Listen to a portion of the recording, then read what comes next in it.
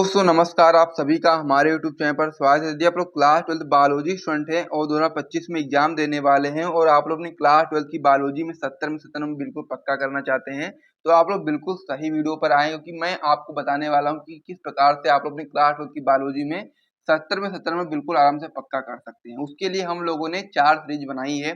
पहली सीरीज आपकी थी महत्वपूर्ण बहुविकल्पी प्रश्न की, जिसमें हम लोगों ने क्लास 12 की बायोलॉजी की पूरी किताब में आपके जितने भी इंपॉर्टेंट बहुविकल्पी प्रश्न होते हैं जो कि आपके 2025 के एग्जाम में आ सकते हो, सारे मैंने करवा दिए।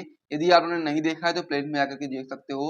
दूसरी सीरीज आपकी इसमें थी अति लघु उत्तरीय प्रश्न की, जिसमें लोग क्लास 12 बायोलॉजी की पूरी किताब में आपको जितने भी इंपॉर्टेंट अति लघु उत्तरीय प्रश्न होते हैं उनको भी करवा दिया क्वेश्चन प्लस आंसर के साथ में। नहीं देखा है तो प्लेलिस्ट में आकर के देख लो। तीसरी सीरीज आपकी थी महत्वपूर्ण लघु उत्तरीय प्रश्न की। इसमें हम लोग क्लास 12 बायोलॉजी की पूरी किताब में आपके जितने भी इंपॉर्टेंट आपके लघु उत्तरीय प्रश्न होते हैं उसको भी मैंने आपको करवा दिया। यदि आप लोगों ने अभी तक नहीं देखा तो उससे भी आप लोग जाकर चेक कर सकते हैं। और चौथी सीरीज आपकी है क्लास 12 बायोलॉजी की पूरी किताब से आपके दीर्घ उत्तरीय प्रश्न जो कि काफी इंपॉर्टेंट है, उनको हम लोग कर रहे थे। इसमें अभी तक हम लोगों ने पार्ट नंबर 9 तक कर लिया था। आज का वीडियो का पार्ट नंबर 10 होने वाला, तो सभी लोग वीडियो को जल्दी से लाइक कर दो। फिर हम लोग पार्ट नंबर 10 में जो इंपॉर्टेंट क्वेश्चन करने वाले उसको लेकर के आ जाते हैं। तो आज हम लोग यही इंपॉर्टेंट प्रश्न करने वाले हैं जो कि आपके बोर्ड परीक्षा के लिए काफी इंपॉर्टेंट है। तो सभी लोग वीडियो को जल्दी से लाइक कर दो, चैनल सब्सक्राइब कर दो, फिर हम लोग आगे शुरू करते हैं। और उसके अलावा यदि आपको इस प्रकार से नोट्स वगैरह चाहिए तो आप लोग हमारा टॉप ग्रुप ज्वाइन कर सकते हैं। इसका चार्ज 499 रखा गया है स्क्रीन पर, और साथ ही में आपको डिस्क्रिप्शन बॉक्स में हमारा व्हाट्सएप मिल जाएगा, इसको भी ज्वाइन करना होगा। वहां से नंबर निकाल करके मैसेज करके जानकारी ले सकते हैं कि कैसे आप लोग टॉप ग्रुप को ज्वाइन कर सकते हो। तो चलिए आज हम लोग क्वेश्चन जो करने वाले उसको देखना शुरू करते हैं। तो क्वेश्चन आपका रहने वाला है वाहित मल के विभिन्न चरण लिखिए। बहुत इंपॉर्टेंट होता है जो वाहित मल होता है, यानी कि जो कह सकते हो गंदा पानी होता है, जब उसको साफ करने के लिए दो आपके चरण यहाँ पर अपनाए जाते हैं। दोनों चरण इंपॉर्टेंट होते हैं। कभी कभी ये छोटा सा जब आता है तो उसमें लघु उत्तरीय में आ जाता है छोटा छोटा लिखने के लिए, लेकिन अक्सर ये आपका दीर्घ उत्तरीय प्रश्न में क्वेश्चन बनता है। तो कैसे करना है, क्या करना है, पूरा चीजें मैं आपको यहाँ पर समझाता हूँ। तो वाहित मल के जो विभिन्न चरण होते हैं उसको समझने से पहले आप समझो कि वाहित मल क्या होता है। इसमें आप क्या बताएंगे उत्तर में कि बड़े बड़े शहरों व कस्बों में घरों से निकला मनुष्यों का मल व नालियों में बहता जो गंदा पानी होता है जिसमें बहुत सारी गंदगी मिली होती है, उसको हम लोग क्या बोलते हैं, उसको हम लोग वाहित मल बोलते हैं। जो कि बोल सकते हो आपके शहरों कस्बों के द्वारा जो नालियां बनी होती है, नालियों में जो गंदा पानी निकलता है, मल वगैरह निकलता है मनुष्यों का, उन्हीं सारी चीजों को हम लोग क्या बोलते हैं, वाहित मल बोलते हैं। इस वाहित मल को यदि हम लोग किसी नदी या झरने में डायरेक्ट डाल देते हैं बिना किसी कह सकते हो उपचार किए बिना ही, मतलब पानी को साफ किए बिना ही, तो बहुत सारी बीमारियां उससे फैलती हैं, बहुत सारे नुकसान उसके होते हैं, क्योंकि इसमें आपके रोगाणु होते हैं इस वाहित मल में। और साथ ही में वाहित मल जलाशयों को प्रदूषित कर देते हैं। जैसा कि मान लीजिए मतलब कि जो आपका नदी वगैरह होता है, यदि उसको दूषित कर देंगे इस प्रकार से गंदे पानी को डायरेक्ट हम लोग उसमें डालेंगे तो दूषित हो जाएगा। तो वो जो उसमें जो अब बहुत सारे जानवर रहते हैं, मछलियां वगैरह, उनके लिए भी नुकसानदायक और साथ ही में हमारे लिए भी ये चीज नुकसानदायक है।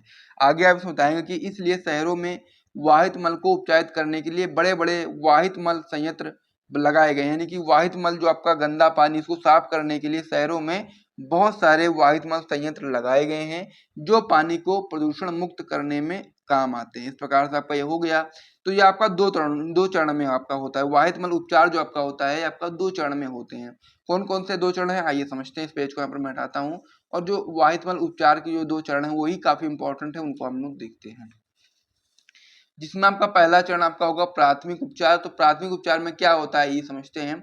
तो प्राथमिक उपचार में आप बताएंगे कि इसमें वाहित मल को भौतिक रूप से उपचारित किया जाता है, यानी कि जो आपका प्राथमिक उपचार होता है वाहित मल को साफ करने के लिए, इसमें हम लोग वाहित मल को भौतिक रूप से उपचारित करते हैं। इसमें निस्यंदन व अवसादन विधि का उपयोग कर जो आपके बड़े बड़े ठोस कण होते हैं उनको अलग करने का कार्य किया जाता है। यानी कि जो आपका प्राथमिक उपचार होता है इसमें आपका जो बड़े बड़े कण होते हैं, जो कूड़ा करकट होते हैं, उनको निकालने का कार्य किया जाता है। इन्हें हम लोग भिन्न भिन्न चरणों में अलग किया मतलब करते हैं, ठीक है। जैसे कि आपका पहला पॉइंट आप इसमें क्या बताएंगे कि जो आपका आरंभ में तैरते हुए कूड़े करकट को अनुक्रमिक निस्यंदन द्वारा हटा दिया जाता है, ठीक है।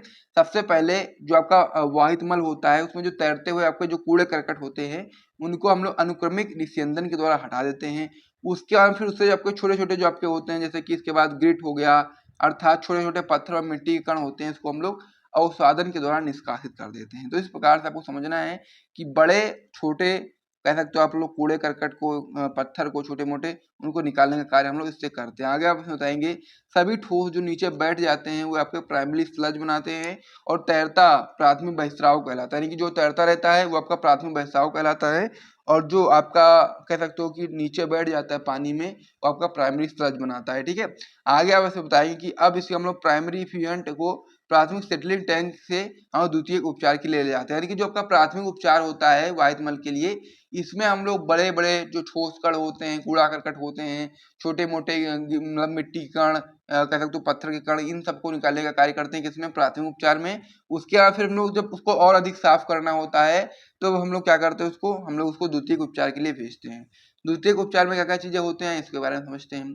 तो इसमें आप बताएंगे द्वितीयक उपचार में कि इसमें बहिस्राव को वायवीय टैंकों से ले जाया जाता है और उसे किसी यंत्र के द्वारा हिलाया जाता है, यानी कि जो आपका बचता है प्राथमिक उपचार जब होने के बाद, जब दूसरे द्वितीयक उपचार में जब इसको भेजा जाता है तो ये आपका बहिस्राव जो आपका होता है इसको हम लोग वायवीय टैंकों से ले जाते हैं और इसको हम लोग किसी यंत्र के द्वारा हिलाते रहते हैं। इससे क्या होता है कि बहिस्राव में पाए जाने वाले जो कार्बनिक पदार्थ होते हैं वो वायवीय जीवाणु अपघटित कर देते हैं, यानी खत्म कर देते हैं, और जिससे जीवाणुओं की जो संख्या होती है उसमें तेजी से वृद्धि हो जाती है और आपके ये एक झुंड बना लेते हैं, जिसको हम लोग क्या बोलते हैं हिंदी में उड़क और इंग्लिश में फ्लॉक्स बोलते हैं। आगे आप इसमें बताएंगे कि कवक के तंतु जीवाणु के साथ मिलकर के ऊर्जा निर्मित करते हैं, कि जो कवक के तंतु होते हैं आपके जीवाणु के साथ मिलकर के ऊर्जा का निर्माण करते हैं, और इस प्रकार कार्बनिक को ये जीवाणु तेजी से कम करते हैं, यानी कि जो आपका कार्बनिक होता है पदार्थ उसको ये जीवाणु बहुत तेजी से कम करते हैं। इसके कारण बहिस्राव का जो बीओडी होता है वो घटने लगता है।